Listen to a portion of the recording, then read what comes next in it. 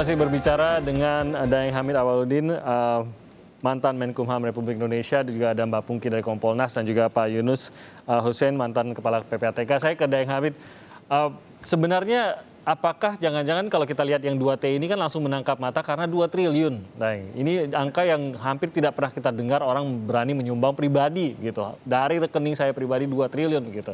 Tapi jangan-jangan ini memang ada juga dalam jumlah-jumlah yang lebih kecil terjadi juga hal-hal seperti ini, dijanjikan akan membantu entah itu dalam karena bencana kah atau lain-lain, tapi tidak pernah dipenuhi juga oleh mereka yang memiliki uangnya atau mengaku memiliki uangnya gitu.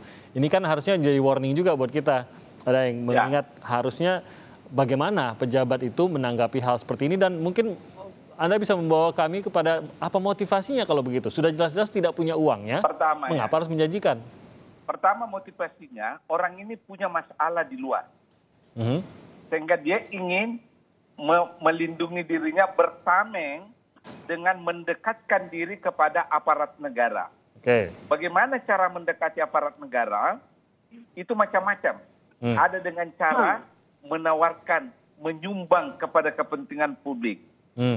Lalu sang pejabat karena euforia ingin membantu kepentingan publik, tanpa berpikir panjang, tanpa menggunakan logika dan nalar, langsung menyahutinya. Itu satu.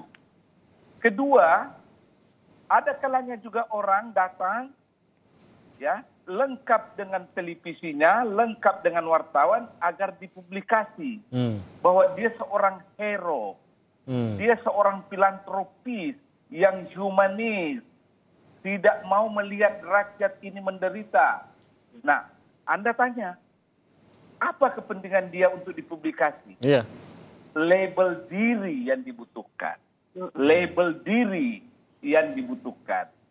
Supaya dia terkesan bahwa dia tidak sekedar pengusaha yang mencari keuntungan. Tetapi keuntungan itu di-share ke publik.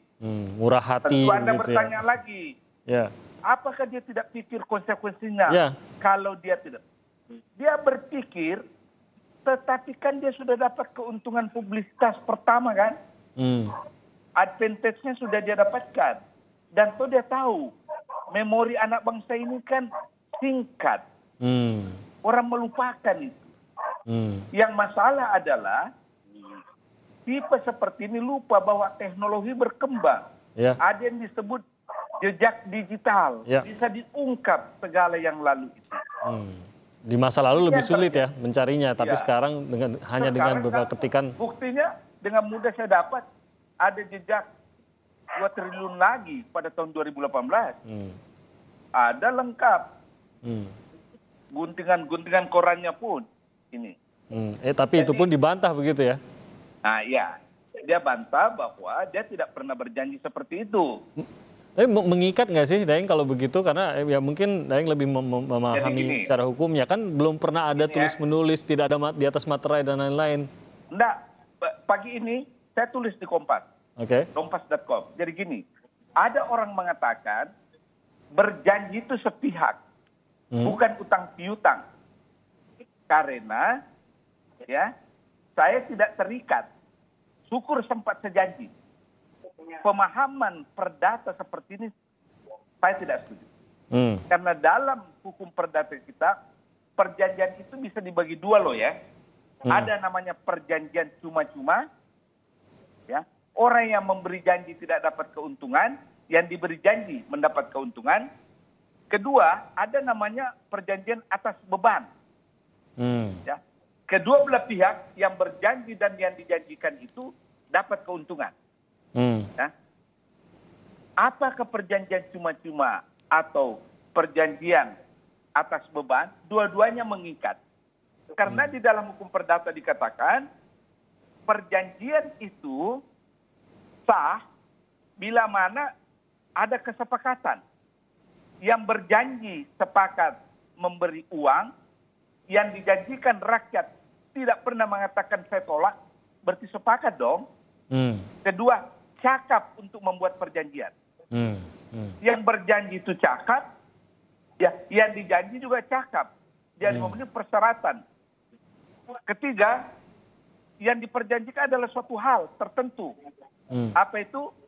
Adalah uang, bantuan kan? Ya. Nah, dengan persyaratan sahnya perjanjian ini, orang yang berjanji tidak boleh mengatakan bahwa itu tidak mengikat.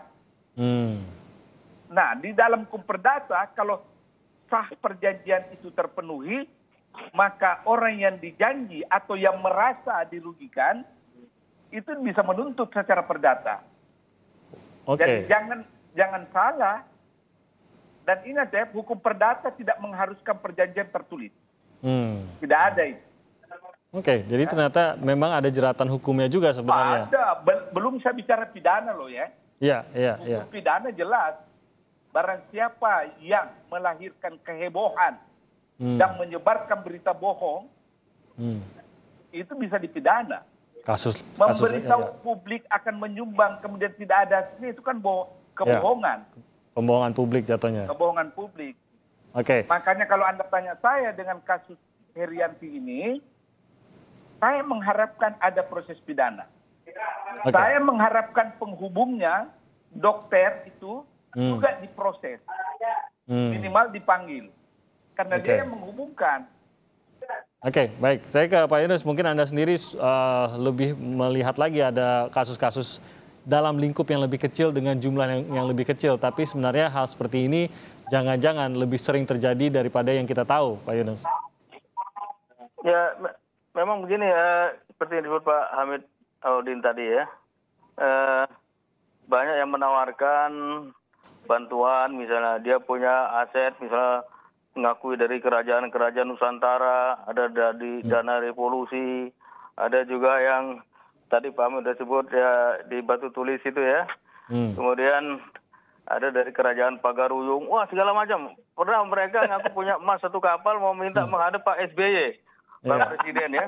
Lalu saya jumpa Pak Sudi Silalahi, Pak Sudi, saya nggak percaya Pak, saya bilang. Jangan sekali-sekali kasih menghadap Presiden nanti memalukan, saya bilang. Ada tidak jadi. Nah, suatu waktu saya pernah diminta menghubungi orang yang punya uang di Swiss katanya, orang Amerika. Saya dikasih nomor HP dia, telepon.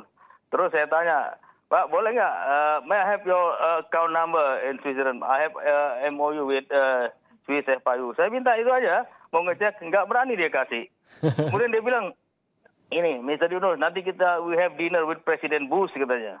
Wah, dia bilang begitu. janji-janji surga lagi ya. Apa hubungannya makan malam sama Presiden Bush sama sumbangan ini? Itu udah kelihatan bohongnya itu. Nah itu zamannya Pak SBY, mereka mau ketemu Presiden. Dan yang lucunya ada salah satu oknum itu di Sekretariat Negara waktu itu yang mengurus ini gitu. Wah.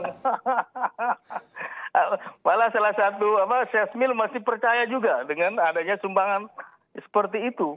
Ketemu Pak Sudi, dia bilang ada. Saya bilang, Pak, nggak ada Pak. Mana ada orang punya emas 1 kapal. Mana ada orang punya duit di Swiss begitu banyak mau nyumbang tsunami waktu itu. Jadi saya yakinkan itu tidak ada. Untung tidak jadi diterima oleh Presiden. Kalau jadi bayangkan malunya kita itu. Upaya seperti ini memang ada terus ternyata dari dulu sampai sekarang, motivasinya mungkin berbeda-beda juga. Tadi selalu itu motifnya ingin ketemu pejabat. Selalu begitu ya. Dipoto, dan foto itulah yang dijadikan barang komoditi ke orang lain. Oh, oke. Yang penting ada diabadikan dalam satu bentuk gitu ya, Deng ya. Dalam sebuah foto kah atau apa, lalu ini ngaku-ngaku punya kedekatan dan lain-lain gitu ya. Setidaknya itu motivasi sederhananya. Dan tadi sudah diangkat oleh Daeng bahwa fokus kepada pejabat. Tampaknya ini harus menjadi perhatian dari kepolisian juga nih, Mbak Pungki, karena kepolisian dalam posisi yang sangat sensitif dalam hal kedekatan dengan orang-orang tertentu pastinya.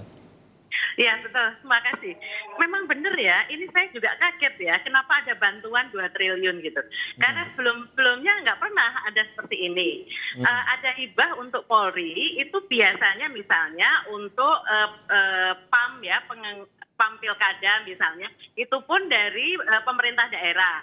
Terus kemudian ada hibah-hibah dalam bentuk barang, misalnya dari BUMN misalnya, ada kerjasama dengan kepolisian. Nah, ada juga hibah-hibah dari masyarakat, misalnya sepeda motor itu untuk patroli dan sebagainya. Tapi kebanyakan jumlahnya itu kecil dan juga barang ya, dalam bentuk barang. karena lebih mudah untuk penerimaannya dan untuk pelaporannya. Kalau untuk bentuk uang, apalagi jumlahnya besar, ini juga kaget. Saya baru kali ini juga dengar. Ya. Dan bukan dari nama mungkin pengusaha-pengusaha yang kita tahu asetnya begitu yang sudah diketahui oleh umum jumlahnya begitu ya. Iya, kalau di daerah-daerah memang ada ya pengusaha-pengusaha yang namanya juga mungkin belum mencuat ke level nasional, tetapi jumlahnya yang fantastis 2 triliun ini loh, nggak dipercaya. Oke, kalau dari khususnya untuk kedepannya begitu Mbak Pungki, untuk menghindari hal seperti ini lagi, apalagi melibatkan kepolisian, harusnya apa yang dilakukan belajar dari momentum ini? Prinsip kehati-hatian kalau menurut saya, Mas Timothy. Artinya kan pada kondisi pandemi saat ini kan semua masyarakat dan pemerintah itu sama-sama berjuang untuk bisa menanggulangi pandemi. Nah, ketika ada yang mau menyumbang, itu mesti harus dilihat secara hati-hati. Kalau dilihat aturan hukumnya kan sudah ada aturan-aturan prinsip-prinsipnya, termasuk tadi kehati-hatian untuk cross check sana sini seperti itu. Itu Mas yang perlu dikedepankan. Oke. Daeng, tadi sempat menyebutkan bahwa kasus ini sudah terjadi, bahkan 2 triliun sudah pernah dijanjikan, walaupun itu dana yang dikumpulkan ya, bukan seperti yang dijanjikan oleh keluarga almarhum Aki Ditio, yaitu dana pribadi gitu. Tapi mungkin Daeng sambil kita mempelajari hal ini, sambil juga siapa sebenarnya pengusaha-pengusaha yang Daeng tahu pernah menjanjikan seperti itu? Ya, beberapa lah. Seperti yang saya katakan di Palu dengan NTB, ya, Anda silahkan cari, ada, yang pasti dia melabel diri sebagai filantropis dunia. Filantropis dunia bahkan, bukan Indonesia ya? Bukan, melabel diri filantropis dunia. Ini nama-nama yang sudah ternamakah sebagai pengusaha di Indonesia? Ternama. Oke, jadi itu mungkin bahan untuk kita search hari ini di internet ya.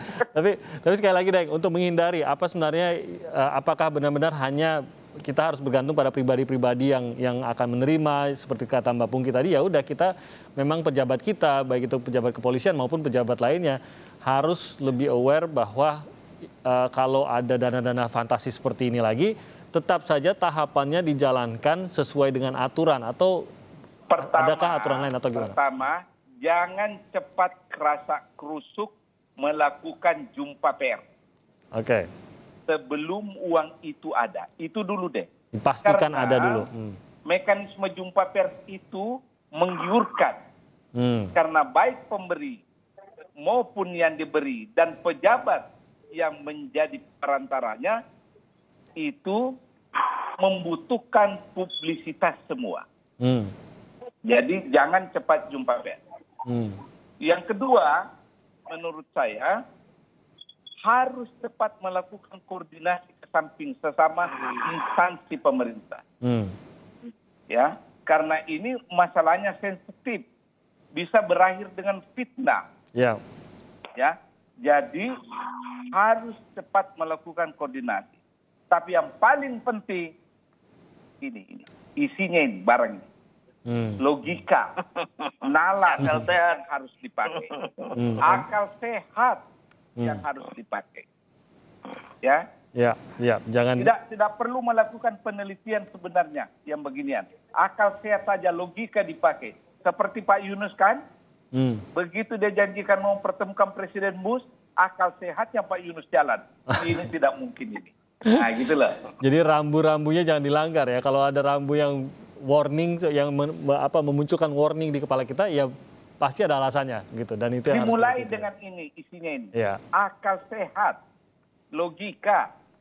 Oke. Dan tadi seperti kata Daeng Hamid, jangan-jangan tujuan akhirnya itu ya di konferensi pers tadi, udah dapat konferensi pers, udah puas dia. Itu saja targetnya gitu ya. Iya, karena label kan. Iya, jadi jangan buru-buru langsung untuk mengumumkan. Oke, Daeng Hamid, terima kasih banyak atas waktunya bersama kami pagi hari ini. Pak Yunus, terima kasih. Mbak Pungki juga terima kasih. Semoga sehat-sehat semua. Semoga semua tetap sehat, semangat. Salam sehat semuanya. Terima kasih.